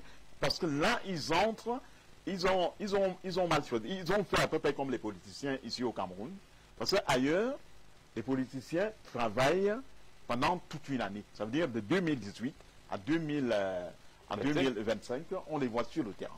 Mais ici, au Cameroun, on voit des politiciens sur le terrain. Bon, en fait, certains, oui, sur le terrain, à quelques mois. Et du coup, je pense que les évêques ont joué un peu sont entrés dans ce travers et ça fait du buzz. Et à un moment, on n'entendra plus parler. C'est une lettre dont on ne va plus entendre parler. Sauf si quelques partis essayent de... Non, mais si tu arrives avec Obiatige Fada. Fada a dit qu'il faut qu'on soit ci ou ça. Alors, sur cette trajectoire, je vais marier Lundu, 2018 donnait quand même l'occasion, puisque même Elekama a appelé à des améliorations du code électoral, ainsi de suite. Si les évêques étaient entrés graduellement dans cette affaire, on comprendrait mieux.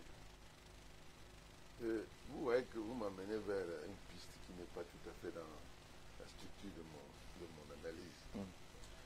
Moi, j'aurais vu un mouvement, vraiment si c'est nécessaire, écuméniste, ouais, pour réduire les sons de cloche. On a déjà vu ça, des messes écuméniques, etc. Donc, les prêtres, en fait, les évêques, c'est des prêtres, ont improvisé. Pourquoi? Il y a quelqu'un ici qui a dit qu'ils sont très informés. Ils ont improvisé. Mais en disant improvisé, vous ignorez les sorties, peut-être en solo de décembre, et la sortie de Boya, et la sortie de Boya. Non, tout ça, ça fait partie des improvisations. D'ailleurs, ne me rappelez pas les sorties là, parce qu'il y a d'autres choses à dire là-dedans. Vous voyez, quand quelqu'un vient parler à l'église, il parle à 100, 200, 300 personnes, on lui donne l'opportunité de parler à cet endroit parce qu'on sait qu'il a l'Esprit Saint. Si ce quelqu'un-là vient évoquer le plus grand adversaire de Dieu, on se pose des questions. Et je voudrais que l'on comprenne que nous n'avons pas la prétention, nous, de juger les évêques. Nous disons simplement qu'il y a amalgame. Tout à l'heure, je disais à monsieur de l'ATP qu'il y a amalgame, même dans vos groupes. Quand les gens ont commencé à faire la politique au Cameroun, on voyait bien la société civile, Câble Liberté, on fait quelque chose comme ça. Et on voyait en face une coordination politique, on voyait dans les alliances. Il n'y en a pas. Le prêtre, parce que jusque-là, qu'est-ce qu'on va retenir? On va retenir que les prêtres ont écrit, et c'est bien pour cela que... Ils ont écrit, mais quand même précise dans leur lettre qu'ils savent que ça ne va pas entrer alors là maintenant, que même si on adopte cela, ça ne pourrait pas entrer dans le cadre de la prochaine élection. Alors ce qu'on dit là pourrait déboucher sur quoi? Sur une sorte de charte nationale. Et là, ça demande quoi? Un débat de société civile. Un débat de société civile qui s'approprie et puis construise un mouvement cohérent. Et ce mouvement-là vous présente dans le peuple et vend au peuple cette charte-là, qui peut s'imposer désormais comme une charte populaire. Si on pouvait arriver à ça, on comprendrait donc que les choses ont été élaborées de sorte que ce soit utile. Mais je vous ai dit, et je répète, ces prêtres et ces évêques sont les amis de ceux qui gouvernent. Et ceux que vous critiquez là, c'est leurs amis. Allez dans les églises, allez voir lorsqu'il y a des grands deuils. Il y a des deuils qu'on appelle les grands deuils. Oui. Vous les trouvez là-bas. Là, l'évêque est là. Ils reçoivent de l'argent, des contribuables. Ils assistent aux célébrations des mariages. Et cela semble être négligé par le candidat à la présidence qui est à ma gauche. Que des gens acceptent qu'on vienne de 10 millions. Hein? Il ne se pose pas la question d'où ça sort. Et ça sort de main. Il y a un prêtre à Tchinga à l'époque qui est venu. Il avait eu peur. Il est venu parler en disant vraiment je suis un prêtre. Il y a trop d'argent dans le panier. Il avait peur. Je peux le citer. Donc il y a un problème. Ici, c'est que... Qu'est-ce qu'on en fait?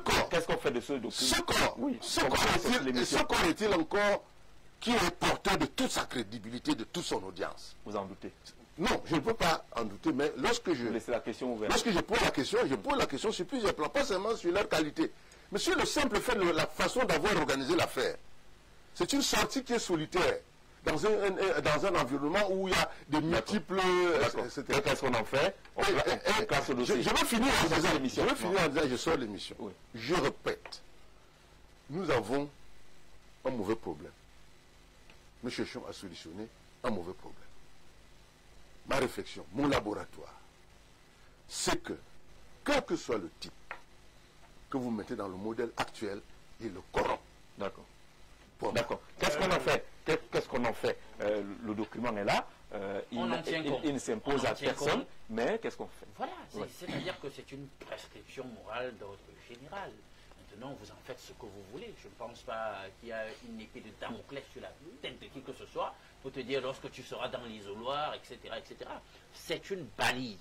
Et je pense que sur le plan tropique, c'est-à-dire des valeurs, de la morale, chacun s'identifie, c'est-à-dire que quand il rêve de qui doit gouverner ce pays, il se dit, ben vraiment, si on peut retrouver ses vertus dans le monsieur et les compétences présentées dans ce document chez le monsieur, il fera certainement un bon président. Je ne vais pas ignorer ça parce que je sais que c'est des immoraux, nombre d'aspects qui ont conçu cela. S'ils ont pour une fois fait quelque chose qui est correct, je dois avoir l'honnêteté intellectuelle de dire ce qu'ils ont fait est correct. Et maintenant, vouloir à tout prédire, mais pourquoi ils n'ont pas eu une démarche œcuménique? Ben les autres n'ont qu'à faire le même travail. Ça ne va pas entrer. La Curie catholique s'est assise. Pourquoi vous dans un contexte de centralisation du pouvoir, d'aucuns s'en plaignent, et voilà des gens qui sont là, ils ont fait un travail, et vous voulez que finalement ce soit centralisé dans une démarche œcuménique. Mais que les autres aussi travaillent, qui réfléchissent et qui proposent quelque chose aux Camerounais, et qu'on finisse par faire un brainstorm. On va s'asseoir pour faire le tri. Que là, voilà, il y a une faiblesse intellectuelle dans ce pays et justement, on fait le tri, on rapproche, on trouve des points de convergence, on fait la critique transversale de tout ce qui a été proposé et on dégage ce qu'il faut retenir, c'est tout. D'accord. C'est un travail utile ou juste d'animation de la période électorale?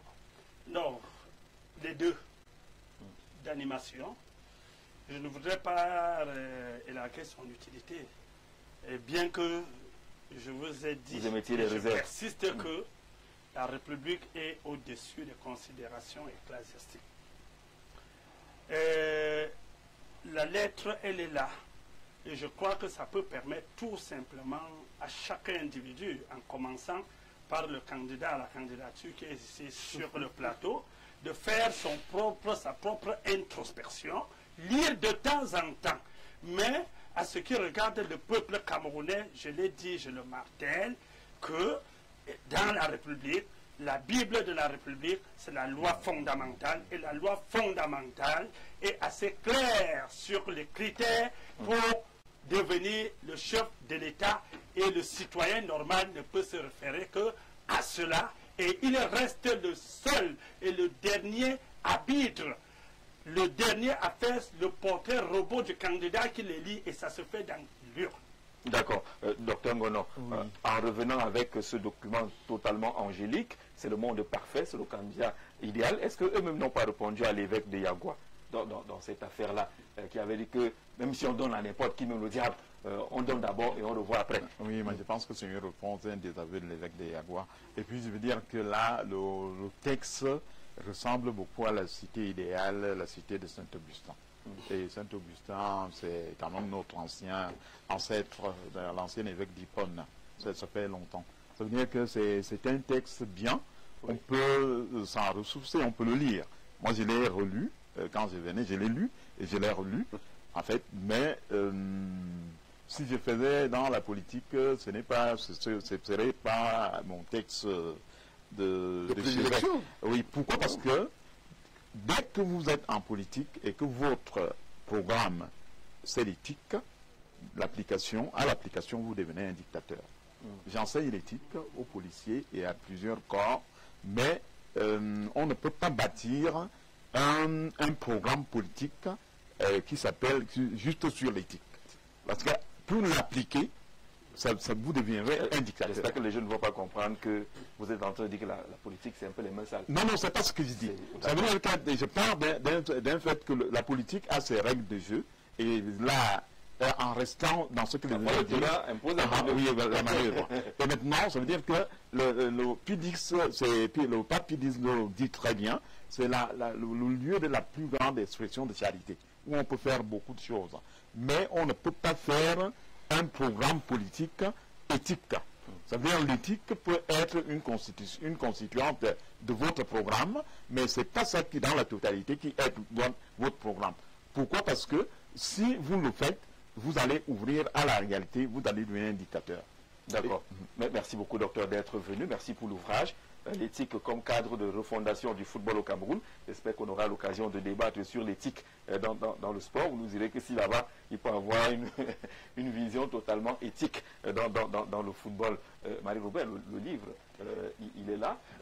Paul Biya, le disque dur, c'est un essai ou l'héritage des générations, préfacé par René-Emmanuel Sadi, l'actuel ministre de la Communication, postfacé par Lenuel Olivier Mekulu Vando Akam, on peut ajouter tous les noms, l'actuel directeur général de la CNPS, Paul Biya, le disque dur, et on peut l'avoir.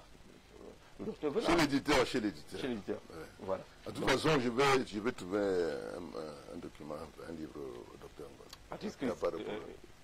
Tous nos encouragements. Non, nous sommes là pour encourager, et on va mettre le code qui est actuellement. C'est ça que nous voulons que les éditeurs ou les téléspectateurs, ou bien encore les électeurs surtout, puissent s'élever pour chercher.